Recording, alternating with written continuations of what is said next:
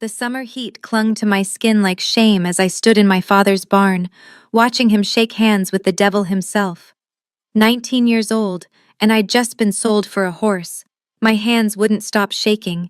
Tears poured down my face, hot, humiliating tears that dripped onto my cheap Sunday dress. I tried to wipe them away, but they kept coming, kept falling, like my body knew something my mind couldn't accept yet. This was really happening. The man in the black suit counted cash with hands that didn't tremble. Not like my father's, not like mine. His eyes were darker than anything I'd ever seen, and when they landed on me, I felt my knees buckle. "She's untouched," my father said, voice breaking on every syllable. Just like we agreed. Untouched. Like I was meat at a market. Like I was something to be inspected and approved. The man, I didn't even know his name yet, tilted his head, studying me. His gaze traveled from my worn boots to my tear-stained face, and I felt naked, exposed, like he could see every secret I'd ever kept. "Please." The word ripped out of me before I could stop it. "Please, Daddy, don't do this. I'll get a job. I'll work. I'll do anything. Arya, baby, I'm so sorry." My father's face crumpled, but he didn't move, didn't stop counting the money in his hands. The stranger spoke for the first time. His voice was like smoke and whiskey, dark, smooth, dangerous. "How much do I owe for the entertainment?" I didn't understand. Entertainment? "She's just scared," my father said quickly. Too quickly. "She'll calm down. She's a good girl, smart, top of her class." I asked how much extra for the crying. Those dark eyes never left me. "I don't like damaged goods." The words hit me like a slap. Damaged goods. I was damaged before he even touched me. Fresh tears spilled over, and I hated myself for them. Hated that I couldn't stop, couldn't be brave, couldn't be anything but this pathetic, sobbing mess. "She's not damaged," my father said desperately. "She's perfect, exactly what you wanted. She just needs time to—" "Time." The stranger smiled, and it didn't reach his eyes. "That's the one thing I have plenty of." He looked at me, really looked. "What's your name, Piccola?" I couldn't answer. My throat had closed up completely. "Her name's Arya," my father said. "I wasn't asking you." His voice went cold, dangerous. "I was asking her, so I'll ask again." He took a step toward me. "What is your name?" Arya." It came out broken, barely audible. "Arya Moretti." "Beautiful name." Another step closer. "Do you know who I am, Arya?" I shook my head, pressing back against Stella's stall. The horse shifted behind me, sensing my panic. "My name is Alessio Marchesi, and as of 3 minutes ago, you belong to me." Belong. Like the horse, like property, like something he could own. "No." I shook my head harder. "No, I can't. I won't.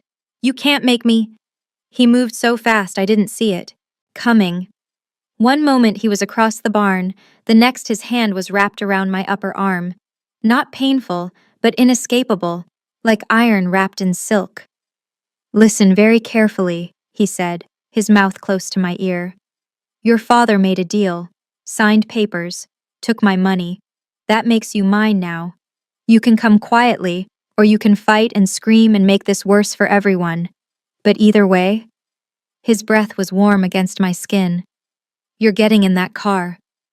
A sob broke from my chest, ugly and raw and terrified. "That's what I thought." He gentled his grip slightly. "Come. It's time to go." "Wait!" I twisted to look at my father one last time. "Daddy, please. Please don't let him take me."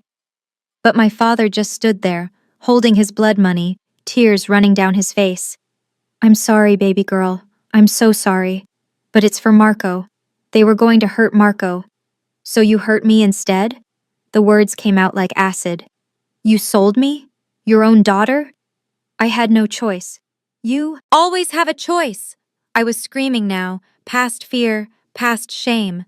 "You chose gambling over Mom's medical bills. You chose drinking over keeping the farm. You chose a horse over your daughter. You always choose wrong."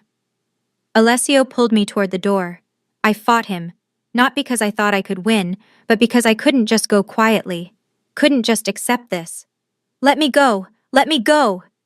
He lifted me off my feet, carrying me like I weighed nothing. I kicked and screamed and clawed, but it was like fighting stone. He didn't even flinch. At the car, a sleek black Mercedes that probably cost more than our farm, he finally set me down. But he didn't let go. His hands gripped my shoulders, forcing me to look at him. Are you finished? I spat in his face. The world went very still, very quiet. I'd just spat in the face of a man who owned me. A man my father was clearly terrified of. A man who could do anything he wanted to me, and no one would stop him. What had I done? Alessio reached up slowly and wiped his face with a handkerchief. His expression didn't change, didn't show anger or rage or anything. That was somehow worse than if he'd hit me. Get in the car. Or what? I was crying again, but my voice was steady. What are you going to do? Beat me? Kill me? Do it. I don't care anymore. Something flickered in his eyes. Surprise, maybe. Or respect. I couldn't tell. I'm not going to beat you, Arya. Or kill you. But if you don't get in that car in the next 10 seconds, I'm going back to your father. And I'm going to ask him where your little brother goes to school. The blood drained from my face. You wouldn't. Try me. I got in the car. The leather seats were cool against my bare legs. I'd tracked hay and dirt into his pristine Mercedes, and I didn't care.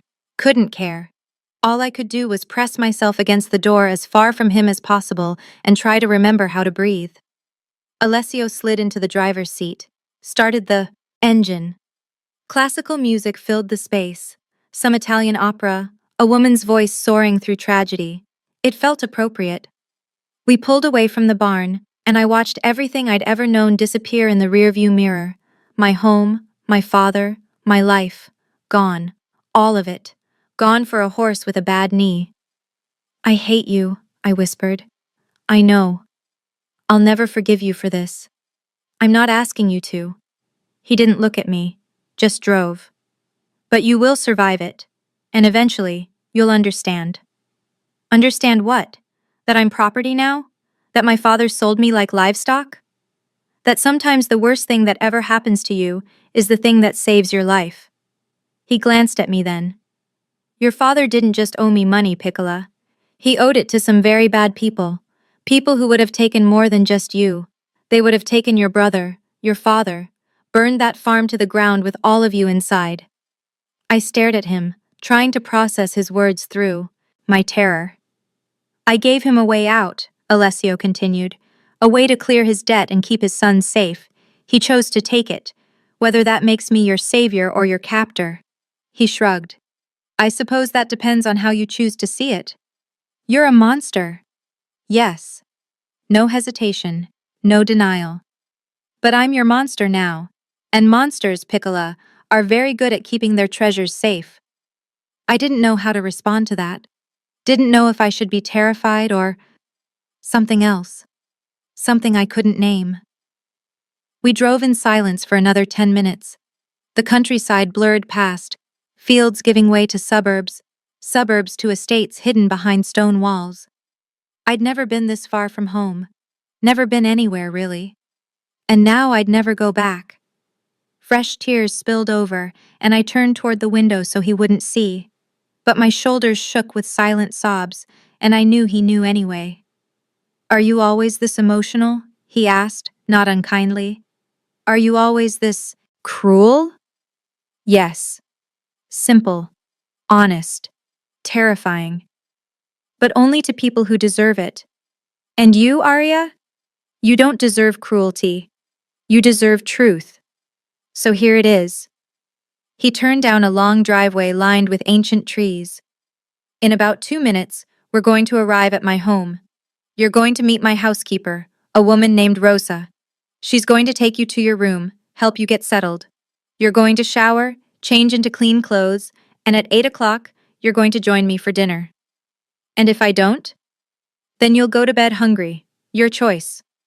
He pulled up to a massive villa, white stone, terracotta roof, gardens that looked like something from a magazine.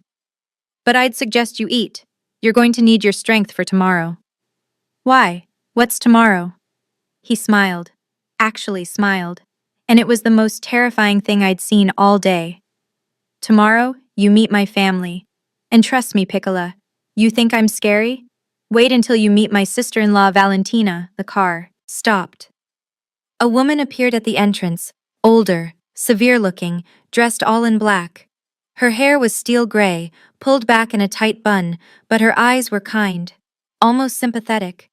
This was it, the moment where my old life officially ended and whatever fresh hell this was began. Alessio came around to open my door. Out. I didn't move. Couldn't move. Arya. Out. Now. What happens if I refuse? If I just stay in this car forever? He leaned down, his face level with mine. Then I carry you out. And you really don't want me to do that in front of Rosa. She already thinks I'm a barbarian. Let's not prove her right. I climbed out on shaking legs. My knees almost buckled, but I grabbed the car door to steady myself. The woman, Rosa, hurried over, concern written all over her face. Signore, she said carefully, her eyes on me. Is everything? Everything's fine, Rosa. This is Arya. She's had a difficult day. Take her to the East Wing. Make sure she has everything she needs. Rosa studied me like I was a wounded animal. Then she looked at Alessio, and something passed between them. Some silent communication I didn't understand. Of course, she said softly. To me, she said, Come, Cara. Let's get you inside. I followed her because what else could I do? Through halls that echoed with my footsteps, past rooms bigger than my entire house, up a sweeping staircase that belonged in a palace. Everything was marble and gold and crystal, and I felt like I was walking through a museum or a tomb. This wasn't a home. It was a prison disguised as paradise. Rosa opened a door to a bedroom that took my breath away. Massive four-poster bed draped in white silk, furniture that looked antique and expensive, French doors opening to a balcony with a view of gardens that seemed to go on forever. Bathroom through there, Rosa said gently. I'll bring up clothes. You look like a size 4? I couldn't speak, just nodded. Shoes? 7, I whispered. She moved to leave, then paused at the door. I know you're frightened, Cara. I know this all seems impossible, but I need you to understand something. She turned back to face me. Signore Marchesi is many things. Dangerous, yes. Ruthless, absolutely. But he is not cruel, not to those under his protection.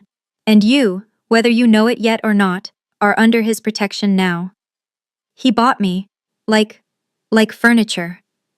He made a business arrangement with your father. That's different. Is it? I felt tears threatening again. Because it doesn't feel different. It feels like I'm a thing now. Property. Something he owns. Rosa's expression softened. Then prove him wrong. Show him you're more than that. Show yourself you're more than that. She gestured to the bathroom. For now, shower. Wash away the day. Dinner is at 8. Don't be late. The door clicked shut behind her, and I was alone. I made it 3 steps before my legs gave out completely. I sank to the floor, pressed my back against that enormous bed, and let myself completely fall apart. I cried for my mother, dead 3 years from cancer we couldn't afford to treat properly. I cried for Marco, 12 years old and stuck with our worthless father. I cried for myself, for the life I'd never have, for the future stolen from me. I cried until there was nothing left, until I was empty and hollow and numb. Then I dragged myself to the bathroom. The shower was all marble and gold, with more knobs than I knew what to do with. I turned them randomly until hot water poured down, so hot it turned my skin pink. So hot it hurt. Good. I wanted it to hurt. Wanted to feel something other than this crushing terror in my chest. I scrubbed myself raw with soap that smelled like lavender and honey. Washed my hair with shampoo that probably cost more than my entire wardrobe at home. Tried to wash away the memory of my father's face, of Alessio's cold eyes, of the horse I'd been traded for. But some stains don't wash off. Some stains go bone deep. When I finally emerged, wrapped in a robe that felt like wearing a cloud, I found clothes laid out on the bed. A simple white sundress that looked expensive despite its simplicity, delicate sandals with small heels, undergarments so pretty and delicate they made me want to cry again. They'd known my size, planned this, been waiting for me. How long had my father been planning to sell me? My hands shook as I dressed. The clothes fit perfectly, which somehow made it worse. This wasn't some random transaction. This was premeditated, arranged.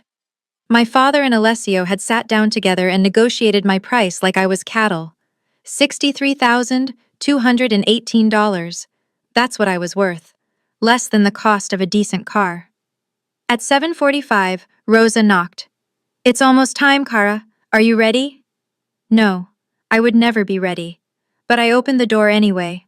Rosa's eyes swept over me, and she nodded approval. "Beautiful. Come. I'll take you to the dining room." My legs didn't want to work, didn't want to carry me toward whatever came next, but I forced them to move, one step at a time, through the maze of hallways. We passed a room with floor-to-ceiling bookshelves, and I paused. A library. An actual library, right here in this house. "That's Signore Marchese's library," Rosa said, noticing my interest. "He spends hours in there, reading, mostly, sometimes working." A man who bought people also read books. The contradiction made my head spin. The dining room could have seated 20 people easily. Crystal chandeliers, oil paintings that probably cost more than my father's farm, a table so polished I could see my reflection in it. But there was only one person there. Alessio stood at the head of the table, and when I entered, he turned. He'd changed out of the black suit into something more casual, dark slacks, a white shirt with the sleeves rolled up. I could see tattoos on his forearms now. Dark, ink that looked like words in a language I didn't know. His eyes swept over me, and something I couldn't name flickered in their depths. "You clean up well," he said simply. It wasn't a compliment, just an observation, like commenting on the weather. "Sit." He gestured to the chair at his right hand, not the far end of the table, right next to him. I sat, keeping my eyes down, my hands folded in my lap like I was at church. If I made myself small enough, invisible enough, maybe he'd forget I was here. A glass appeared in front of me, red wine and crystal that caught the light from the chandelier. "I don't drink," I said quietly. "Why not?" "My father." I swallowed hard. "He drinks, all the time. I don't want to be like him." Alessio studied me for a long moment. Then he snapped his fingers, and the wine disappeared. Water and crystal replaced it. "Fair enough." Dinner arrived. Pasta that smelled incredible. Chicken that looked perfect. Vegetables I didn't recognize. My stomach growled despite everything. I hadn't eaten since breakfast, and that had been just toast and coffee. But when I picked up my fork, my hands shook so badly I couldn't get the food to my mouth. Pasta fell back onto my plate. Sauce splattered the white tablecloth. I was making a mess, embarrassing myself, proving I didn't belong here. "Stop." I froze, fork halfway to my mouth. Alessio set down his own fork. "Put it down." I did, my hand shaking so badly the fork clattered against the plate. "Look at me." I forced my eyes up. His expression was unreadable. Not angry, not disappointed, just watching. "You're terrified. I understand that. But you need to eat. So here's what's going to happen." He pushed his chair back slightly, turning to face me more fully. "I'm going to ask you questions. Simple questions. You're going to answer them. While we talk, you're going to eat. Slowly. No pressure. Just conversation and food. Can you do that?" I nodded. "Words, Arya. I need to hear your voice." "Yes," I whispered. "I can try." "Good." He picked up his wine glass. "How old are you?" 19. I'll be 20 in December. I managed a bite of pasta. It was incredible, rich and creamy with flavors I'd never tasted before. But it might as well have been cardboard. Everything tasted like ash in my mouth. Education? High school. I graduated top of my class. A tiny spark of pride, quickly extinguished. What did grades matter now? Another bite. Easier this time. What did you want to be? Before all this? The question surprised me. No one had ever asked me that before. Not really. I don't know. I never really thought about it. We couldn't afford college, so it seemed pointless to dream. But if you could have anything, any future, what would it be? Why was he asking me this? What game was he playing? I liked books, I said slowly, taking another bite without thinking about it. I spent a lot of time at the library. Mrs. Chen, the librarian, she'd let me stay past closing sometimes. I thought maybe I could work there someday, be a librarian or something. Somewhere quiet where I could read and help other people find stories that would take them away from their lives. Something shifted in his expression, softened almost. You'll have access to my library. Third door on the left, main floor. Thousands of books. First editions, rare manuscripts, collections that took me years to build. All yours whenever you want them. I stared at him. Why would you? Because what's mine is yours now, including my books. He took a sip of wine. Tell me about your brother. Marco, yes? The mention of Marco made my throat tight. He's 12, smart. Smarter than me, probably. He loves math and science. Builds things out of scraps he finds. Little machines, contraptions. He wants to be an engineer someday. Build bridges. He will. What? Build bridges. He will. Alessio set down his glass. I'll make sure of it. I'll pay for his education. All of it. Middle school, high school, university, graduate school, whatever he needs. I couldn't breathe.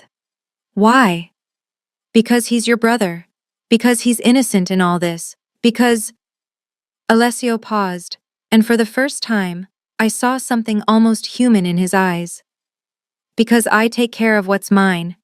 And you're mine now, which means your family is under my protection. Even your worthless father. I don't understand you. The words burst out before I could stop them. You buy me like property but offer to pay for my brother's education? You terrify me but make sure I have water instead of wine? You own me but give me access to your library? What are you? Complicated. He smiled, but it didn't reach his eyes.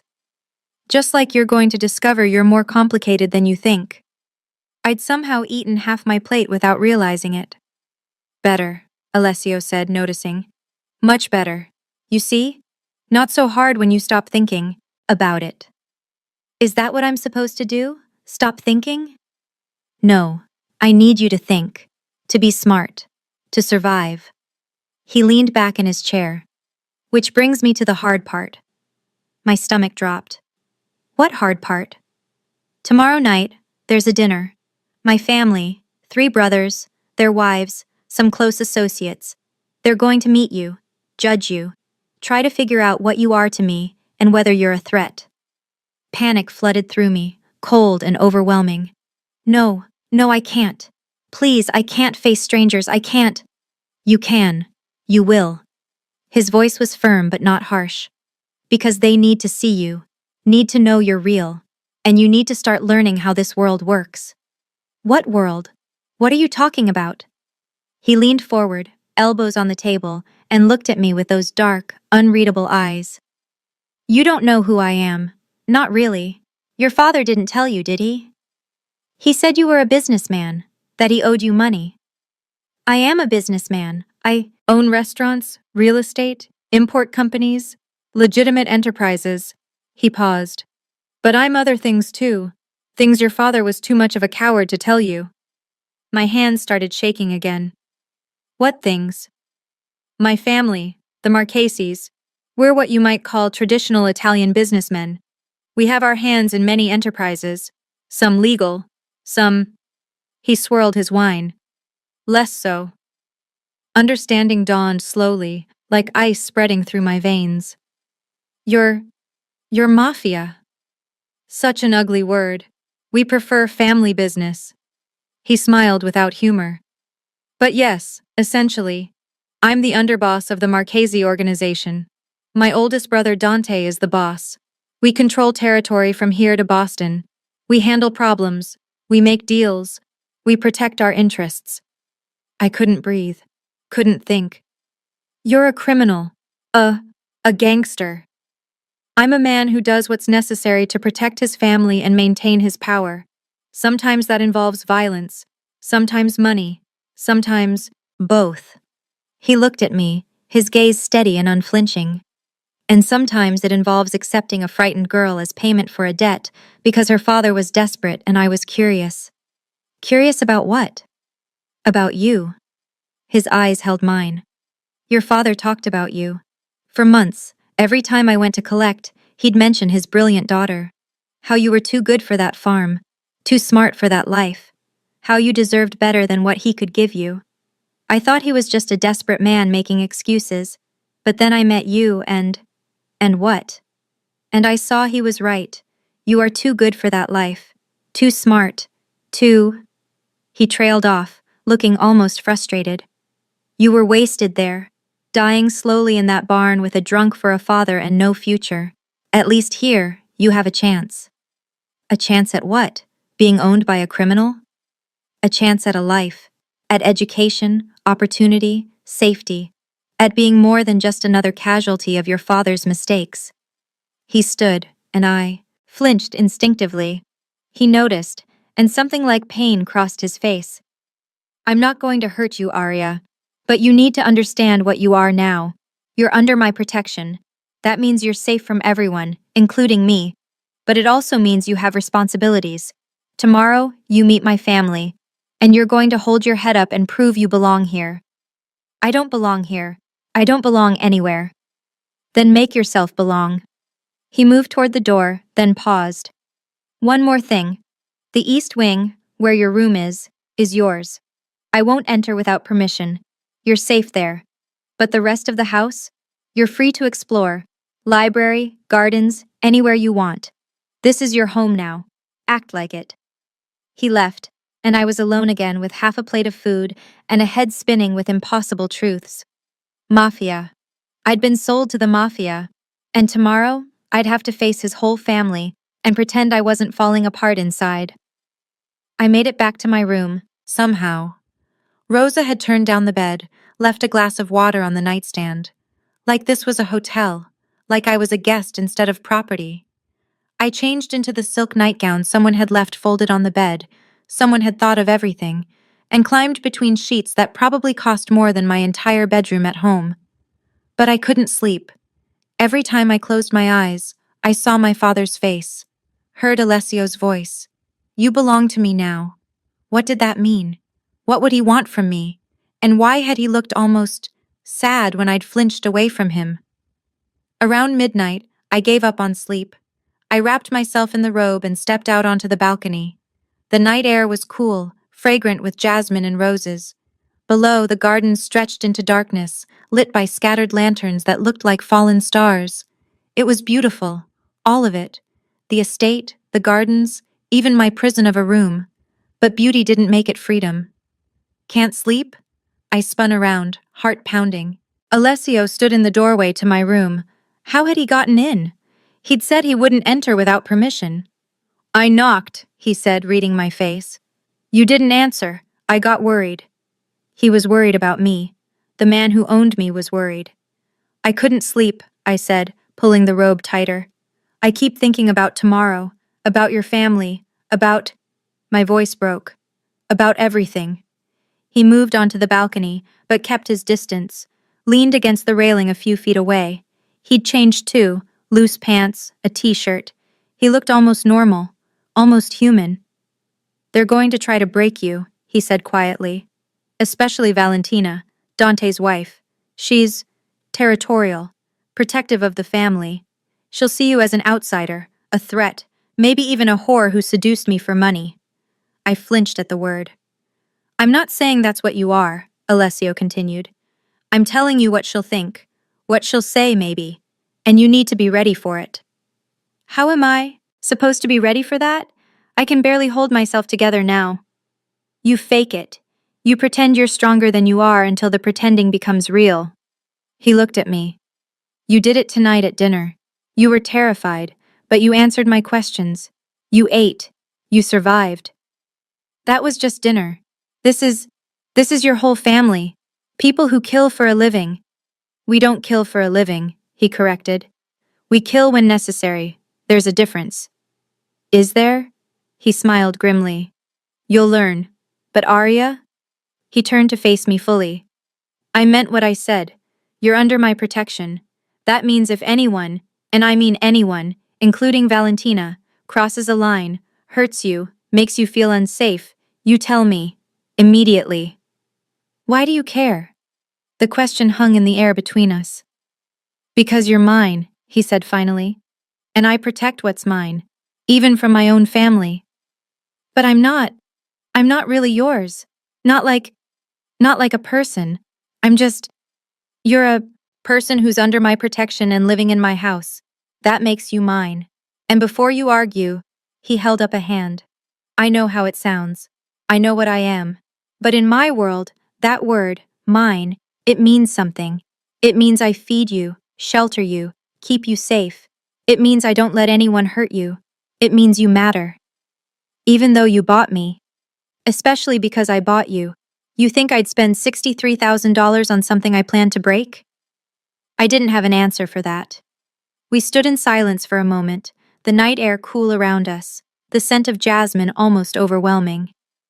Get some sleep, Alessio said finally. Tomorrow's going to be hard. You'll need your strength. He moved toward the door, and before I could think about it, I spoke. Alessio? He turned. Why a horse? Why did you agree to take me for a horse and money? You could have just taken the money, or taken everything. He was quiet for so long I thought he wouldn't answer. Then, the horse was your father's idea. He said she was valuable, worth 30,000 easy, but he was still short, so he offered you as supplemental collateral. His jaw tightened. I could have said no, could have taken his farm, his equipment, left him with nothing. But then I met you, and I thought... He stopped. Thought what? That maybe you deserved a better life than dying slowly in that barn. That maybe I could give you that. He looked at me with something almost like vulnerability. I'm not a good man, Arya. I've done terrible things. I'll do more terrible things. But I can give you safety, opportunity, a future. That has to count for something. He left before I could respond, and I stood there on the balcony, trying to understand this impossible, contradictory man who'd bought me and was now offering me the world. Sleep came eventually, fitful and full of dreams I couldn't remember. The next day, Rosa woke me early. Up, Kara. We have much to do before tonight. Woman arrived at 10. Gianna, tiny and severe, with a critical eye that missed nothing. She brought racks of clothes, boxes of shoes, cases of jewelry. Signore Marchesi wants you perfect for tonight, she announced, circling me like a predator.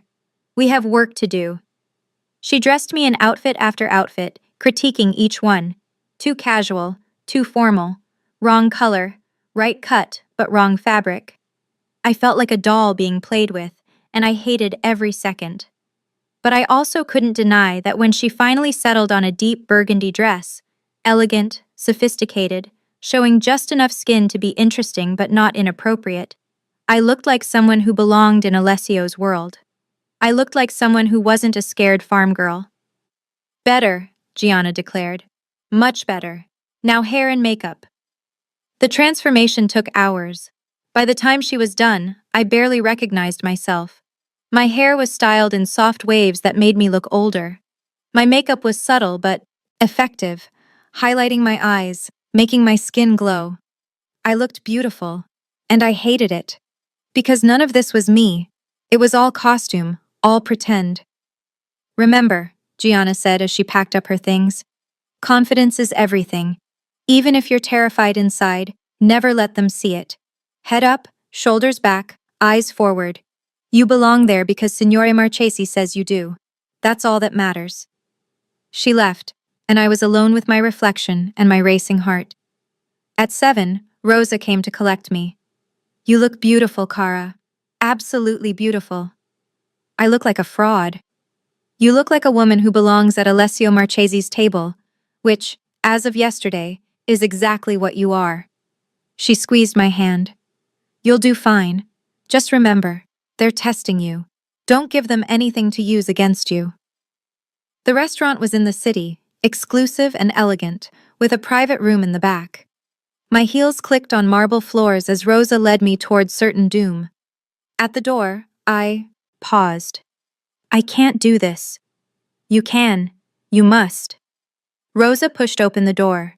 The room was full of people, beautiful people, dangerous people, all of them turning to look at me as I entered. Alessio stood immediately. He'd been sitting at the head of a long table, and when he saw me, something flashed in his eyes. Appreciation, maybe. Or pride. Everyone, he said, his voice cutting through the conversations. This is Arya. Three men who looked like variations of Alessio, dark hair, dark eyes, that same aura of controlled violence. These were his brothers, I realized. The family. And their wives. A blonde dripping in diamonds who looked at me like I was dirt. A quieter brunette who watched with interest. A redhead who seemed bored by the whole thing. Arya, Alessio said, gesturing to the men. My brothers, Dante, the eldest, Cristiano, and Luca, the youngest. Dante nodded, his expression unreadable. He was older, maybe 40, with silver threading his dark hair. He looked like he could kill you and not lose a second of sleep. Welcome, he said, and his voice was surprisingly warm. Any friend of Alessio's is family. She's not a friend, the blonde said sharply, the one dripping in diamonds. She's… what, exactly? You haven't explained, Alessio. Who is this girl? Alessio's expression went cold. She's mine, Valentina. That's all the explanation you need. Yours. Valentina's smile was sharp as a knife. How quaint. And what does that mean exactly? Is she your girlfriend? Your mistress? Your… Valentina. Dante's voice was soft. Dangerous. That's enough. I'm just trying to understand who we're welcoming into the family, Valentina said, but she stopped talking. Alessio pulled out the chair next to him. Sit, Arya. I sat, my hands shaking in my lap where no one could see them. The burgundy dress suddenly felt too tight, too revealing, too everything. Wine appeared. I didn't touch it.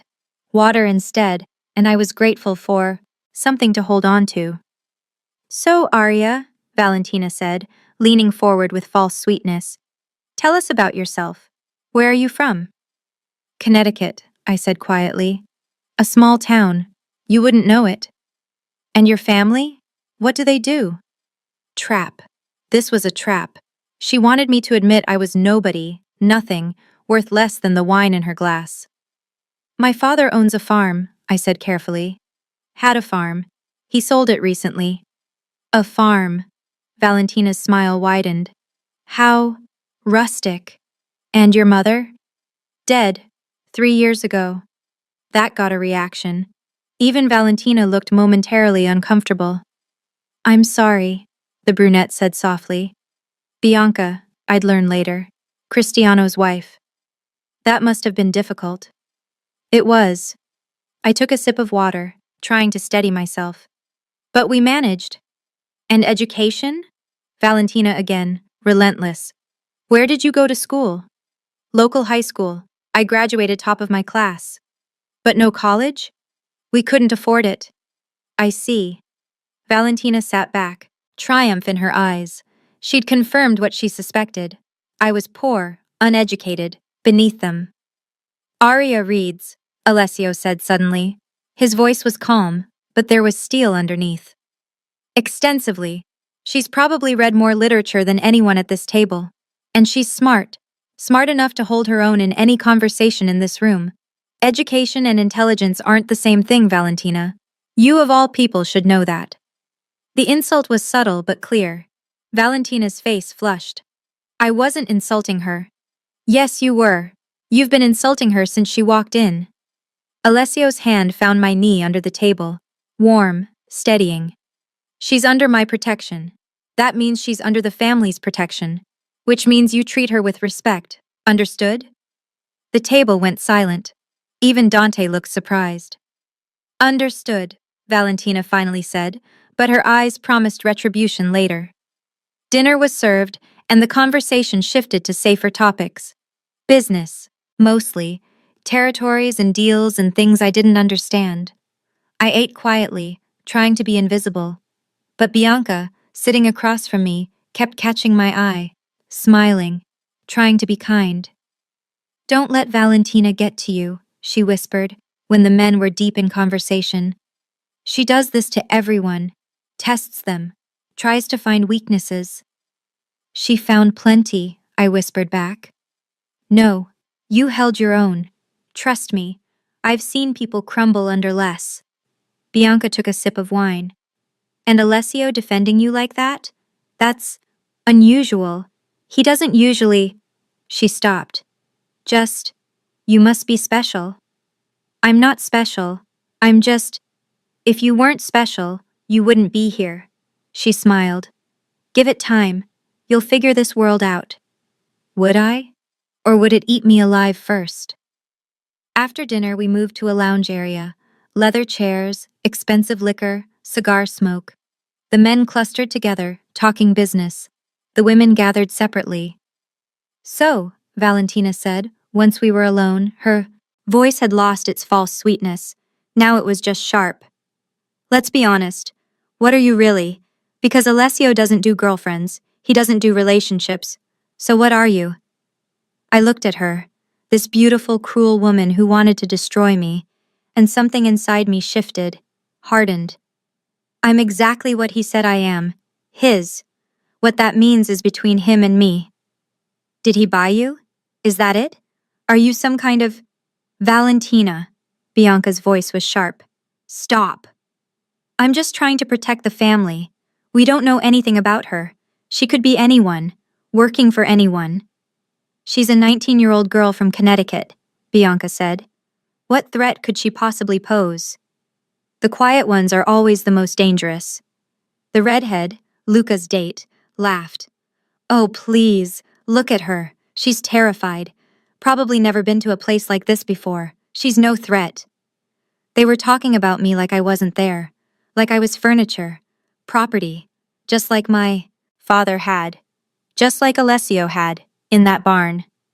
And something in me snapped. "You're right," I said quietly. All three women turned to look at me.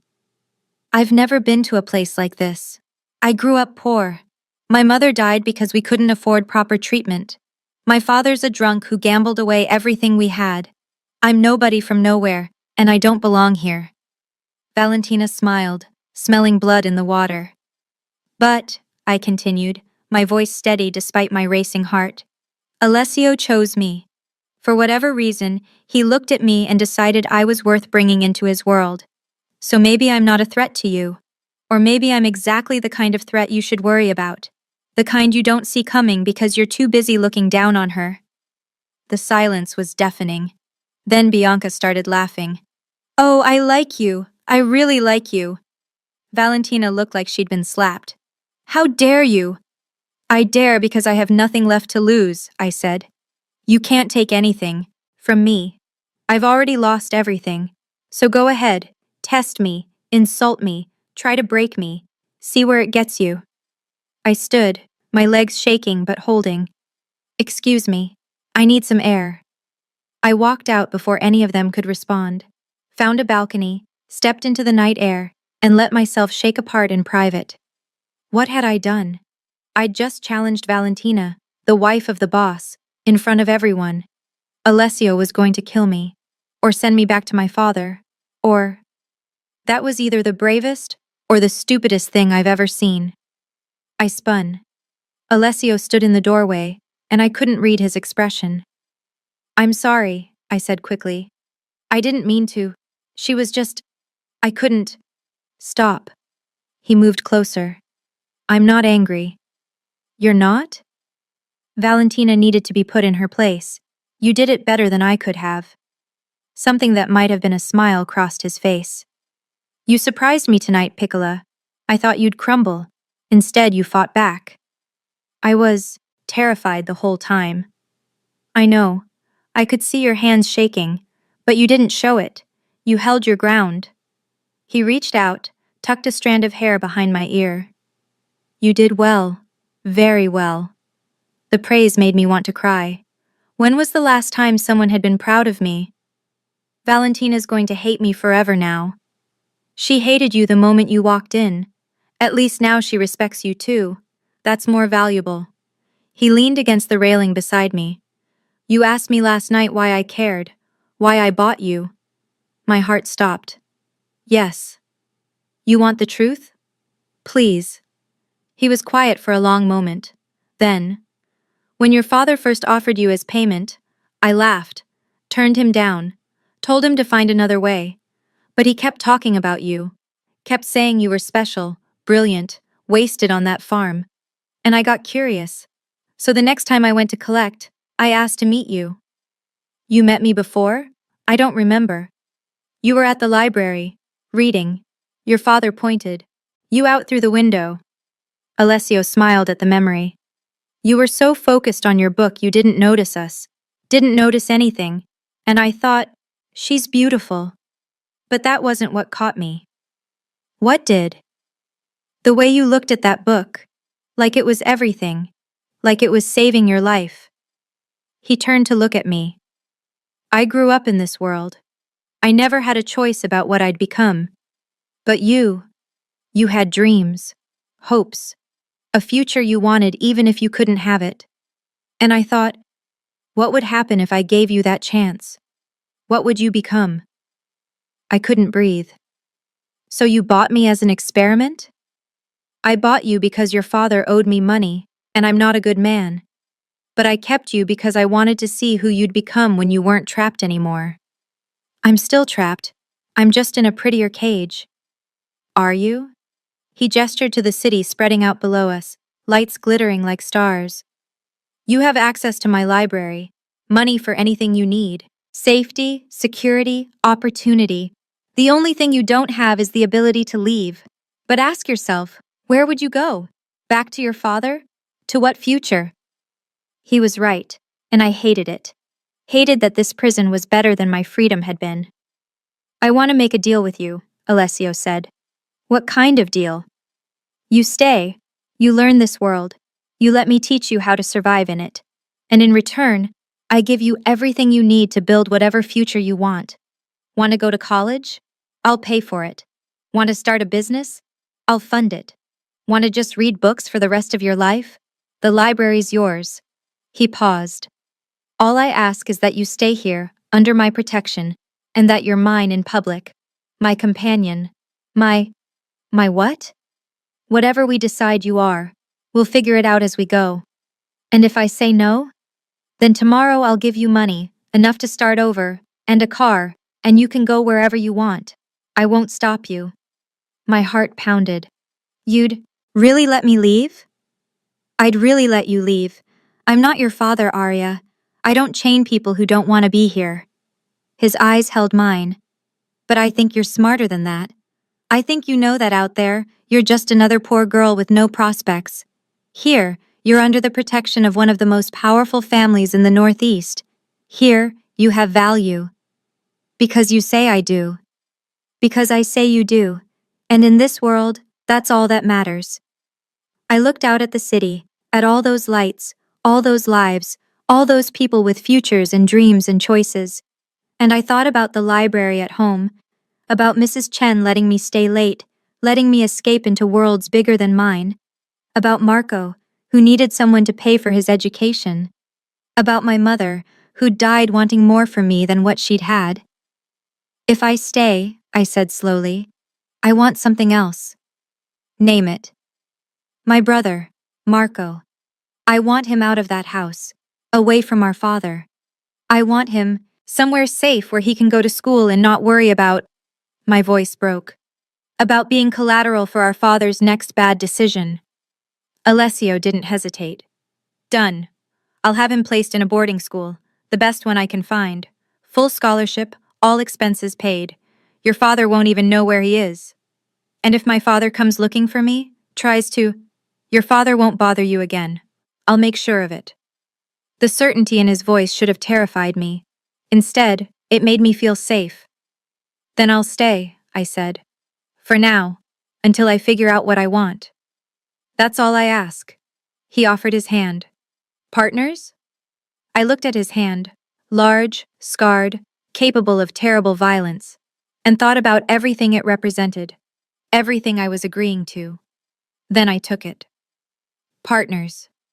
His fingers closed around mine, warm and firm, and I felt something shift between us. Some invisible line crossed. We should go back inside, he said, before they think I'm ravishing you on the balcony. Would you? Ravish me, I mean. The question surprised us both. I hadn't meant to ask it. Alessio's expression went very still. Do you want me to? I don't know. I'm trying to understand what this is, what we are. Right now, we're two people trying to figure out how to coexist. Later? He smiled, and it was almost gentle. We'll see. But Arya, when I take you to bed, and I will, eventually, if you let me, it won't be ravishing. It'll be because you ask me to. Because you want it as much as I do. Heat flooded through me, unexpected and confusing. And if I never ask? Then we'll be the most chaste couple in mafia history. He released my hand. Come, let's survive the rest of this dinner, and tomorrow we'll figure out the next step. The rest of the evening passed in a blur. Valentina avoided me. Bianca sought me out, asked for my number, promised to take me shopping. The men talked business and ignored the women. And Alessio stayed close, his presence a constant reminder that I was protected, safe, his, whatever that meant. On the drive home, I finally asked the question that had been burning in my mind all night. Your grandmother's sapphires, the ones you mentioned last night, can I see them? He glanced at me. Why? You said they were her favorite. I want to understand who she was, who you are. He was quiet for a moment. Then, she was from Sicily, came here with nothing but pride and jewelry, built a life for herself through sheer force of will. She was remarkable, terrifying, the strongest person I ever knew. She sounds amazing. She would have liked you. She respected fighters, people who didn't quit even when they should. I'm not a fighter. You challenged Valentina tonight. You negotiated with me. You're still standing after everything that's happened. He pulled into the estate grounds. You're more of a fighter than you know. At my door, he paused. Tomorrow, a tutor will come. If you want to prepare for college applications, you'll need to refresh some subjects, unless you've changed your mind. About college? About staying. I looked at this impossible man who'd bought me and was now offering me the world. No, I haven't changed my mind. Good. He turned to leave, then stopped. Arya, what you did tonight, standing up to Valentina, that took courage. Don't lose that. This world will try to make you small. Don't let it. He left me with those words ringing in my ears. That night, I didn't cry myself to sleep. Instead, I lay awake thinking about futures and choices, and the strange, terrifying man who'd somehow become my protector. And for the first time since my father sold me, I felt something other than fear. I felt hope. The weeks that followed developed a rhythm. Mornings, I woke to Rosa bringing coffee and breakfast. Then hours with the tutor, a patient woman named Dr. Sarah Chen, who helped me prepare for college entrance exams. She never asked why a 19-year-old was just now thinking about college, never made me feel stupid for not knowing things. Afternoons belonged to the library. Alessio had been right. It was incredible. First editions of classics, rare manuscripts, books in languages I didn't know but wanted to learn. Sometimes Alessio joined me there. We'd read in companionable silence, him with his business documents, me with whatever novel I'd chosen. It was peaceful, normal, almost. Evenings were dinner together. We'd talk about what I'd learned that day, about books we'd both read, about nothing and everything. He never touched me beyond the occasional hand on my back as we walked, never pushed for more than I was ready to give. It should have been perfect, a fairy tale almost, but fairy tales don't exist in the mafia. I learned that the hard way. It started with small things, a car following us when we went into the city, Strange men watching the estate. Alessio's increasing. Tension, the way his jaw would tighten when his phone rang. "What's wrong?" I asked one night at dinner, 3 weeks after my arrival. "Nothing you need to worry about." "I'm not a child, Alessio. I can see something's happening." He set down his fork. "There's another family, the Salvatores. They're making moves on our territory, testing boundaries. It's standard, happens every few years. Someone gets ambitious, makes a play, gets shut down. Shut down how? However necessary." His eyes were hard. "This is my world, Arya. This is what I do. Kill people. Protect my family. Sometimes that requires violence." I should have been horrified, should have run screaming, but I'd been living in his house for 3 weeks now. I'd seen the legitimate businesses, the charity work, the way he treated his employees with respect. The violence was just one piece of a complicated whole. "Will you be safe?" I asked quietly. Something softened in his expression. "Yes, I know what I'm doing. Promise me, Arya. Promise me you'll be careful, that you'll come home." The words surprised me. When had this place become home? When had I started caring whether he came back? He reached across the table, took my hand. "I promise." But promises, I'd learn, were fragile things in this world. 2 days later, it happened. I was in the library, reading, when I heard shouting. Then gunshots, sharp cracks that made my blood run cold. Rosa burst through the door. "The panic room, now!" "What's happening? Now!" She pulled me through hidden doors, downstairs I didn't know existed, into a reinforced room that looked like something from a spy movie. "Stay here," Rosa commanded. "Don't come out for anyone but Alessio. Understand?" The door sealed shut, and I was alone in silence. I waited. 20 minutes felt like 20 hours. Then my phone, the one Alessio had given me my second day here, rang. "Are you safe?" His voice was tight, controlled fury barely, leashed. "Yes, I'm in the panic room. What happened?" "The Salvatores sent a team. Tried to get to you. Thought they could use you as leverage against me." My blood ran cold. "Are they dead? All of them?" "But Arya, listen to me. This changes things. You're not safe here anymore. Not until I end this." "End it how?" "However I have to." His voice was ice. "I'm sending Rosa to get you. Pack a bag. You're going somewhere safe until this is over." "No." Silence. Then, "What did you say?" I said no. "You promised me safety. Promised me a future. I'm not running every time someone threatens you. If this is my life now, then I face it here." "Arya, you don't understand." "I understand perfectly. You're going to war, and I'm going to be here when you get back, because that's what partners do." More silence. Then quietly, "You're going to get yourself killed. Then you better make sure you win." He laughed, a short, sharp sound. "You're insane." "I'm yours, remember? You're crazy as rubbing off. Stay in the panic room until I come for you. And Arya?" "Yes?" "Don't ever scare me like that again." He hung up, and I sat in the silence, heart pounding, realizing I'd just done something incredibly stupid or incredibly brave. Maybe both. Alessio came for me an hour later, covered in blood that I prayed wasn't his. He pulled me from the panic room and held me like I was the only thing keeping him tethered to humanity. "You should have left," he said against my hair. "You should have run when you had the chance." "Where would I run to? This is my home now." He pulled back to look at me. "You mean that?" "I mean it. For better or worse, I'm in this. I'm in this with you." Something shifted in his eyes, something that looked almost like love. Then he kissed me. Not the gentle, tentative kiss I might have expected, but hunger and desperation and relief all rolled into one, like I was air and he'd been drowning.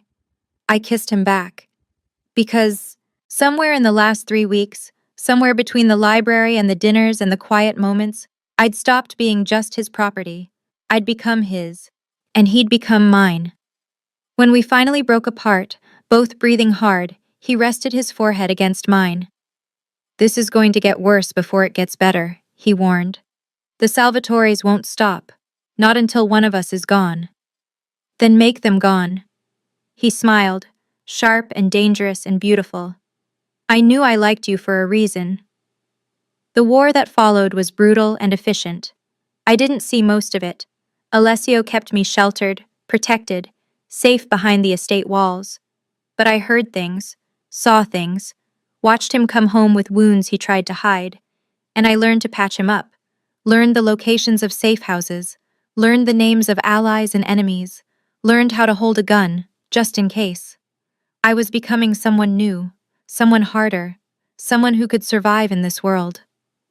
3 weeks into the war, Alessio came home with a bullet wound in his shoulder. It's nothing, he said, trying to wave me off. Sit down, I commanded. Now. He sat. I cleaned the wound with shaking hands, trying not to cry at the sight of his blood. This is insane. This whole world is insane. People are dying over territory and pride And you, he said quietly. The Salvatores want you. They think taking you will break me. Will it? He caught my hand, stilling it. Yes, it would. The admission hung between us. I love you, I whispered. The words surprised me, but they were true. Somewhere between fear and safety, between captivity and freedom, I'd fallen in love with this impossible, dangerous man. I know, he said. I've loved you since the library. Since I saw you lost in that book, dreaming of bigger worlds. I just didn't know how to tell you. So you bought me instead. So I saved you. There's a difference. Maybe there was. Maybe there wasn't. But it didn't matter anymore. End this, I said. End this war. Come home to me safe. I will. He kissed me, gentle this time. I promise. And for the first time, I believed him. The war ended 3 days later. Not because one side won decisively, but because Alessio did something unexpected. He called a sit-down, not to negotiate peace, to deliver an ultimatum. I never learned the details. But the next morning, news reported that Antonio Salvatore, head of the family, had died of a sudden heart attack. The doctors confirmed it. Natural causes. We both knew better. With the Salvatores broken and leaderless, their territory was absorbed. The war was over. We'd survived. That night, Alessio came to my room for the first time since that first day. But not to demand, to ask. I want you, he said simply. But only if you want this too. I looked at this man who'd bought me and freed me, who'd protected me and challenged me, who'd become my home in ways I never expected. Yes, I said. I want this. I want you. What happened next was everything I'd feared, and nothing like it. There was gentleness mixed with hunger, patience mixed with need. He took his time, teaching me pleasure I'd never known, showing me that intimacy could be beautiful instead of terrifying. And when he finally moved inside me, when I gasped at the intrusion and the strange, overwhelming fullness, he kissed away my tears and whispered promises in Italian that I was starting to understand. Ti amo, sei mia, mia regina. I love you. You're mine, my queen. Afterward, as we lay tangled in sheets that smelled like us, he traced patterns on my bare skin. What happens now? I asked. Now? We build a life. You go to college if you still want to. I step back from the business, let my brothers handle more. We figure out how to be normal while living in this crazy world. Normal? I laughed. We're never going to be normal. No, but we can be happy. That's better. He was right. The months that followed were a blur of applications and acceptances and new beginnings. Columbia accepted me for the spring semester. Alessio framed the letter like I'd won an Olympic medal. Marco was safely ensconced in a prestigious boarding school in Vermont, finally away from our father. He called every week, excited about his classes, his friends, his future. He knew something had changed for our family. He didn't know what. And that was fine. I didn't talk to my father. Alessio made sure he was taken care of, Money enough to survive, but not enough to gamble away. A small apartment in a different city, a job at one of Alessio's warehouses. But we didn't speak. Maybe we never would. Some wounds cut too deep for forgiveness. 6 months after my arrival, Alessio proposed properly. Not with ultimatums or deals, but with a ring and a question and hope in his eyes. We married in the spring, a small ceremony in the estate gardens. Stella watched from her paddock, content in her retirement, surrounded by the foals she'd produced. She'd become the foundation of a small breeding program, her bloodline proving more valuable than my father had ever dreamed. Just like me. I started Columbia that fall, 19 turning 20, older than most of my classmates, with life experience they couldn't imagine. I told people I was married to a businessman, let them assume what they wanted, and focused on building my future. I discovered I was brilliant at business strategy, at reading people, at finding opportunities others missed. My professors loved me. My classmates didn't know what to make of me. I didn't care. I was building something for myself. By my second year, I'd started consulting on the side, helping small businesses navigate growth, connecting them with funding, solving problems. It started small, but word spread, and soon I had clients willing to pay serious money for my insights. Alessio encouraged it, helped me set up an LLC, introduced me to contacts, celebrated every victory like it was his own. "You're going to be more successful than me," he said one night, reviewing my quarterly earnings with pride. "That was always the plan, wasn't it? You said you wanted to see what I'd become." I did. And this? He gestured to my business plan, my client list, my future spreading out before me. "This is better than anything I imagined." But success came with a price. The higher I climbed, the more visible I became. The more people noticed the young woman married to Alessio Marchesi, building an empire of her own. And not everyone liked it. The attempt on my life came on a cold February evening, 18 months after my arrival. I was leaving my office late. Stupid, I knew better, but I'd been distracted by a difficult negotiation. The car pulled up beside me. 3 men. Professional.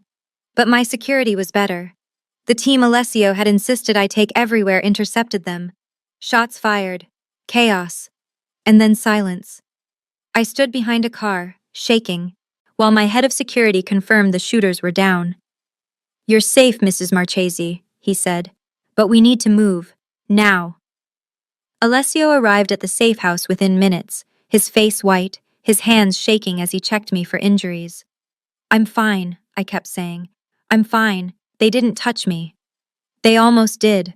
They almost—" He couldn't finish, just held me like I might disappear. "Who were they?" I asked when he finally calmed enough to speak. "Competitors. People who think eliminating you will solve their problems with your business." His jaw clenched. "I'll handle it." "No." I pulled back to look at him. "I'll handle it." "Arya, this is my world now, my business, my enemies. Let me deal with it my way." "Your way?"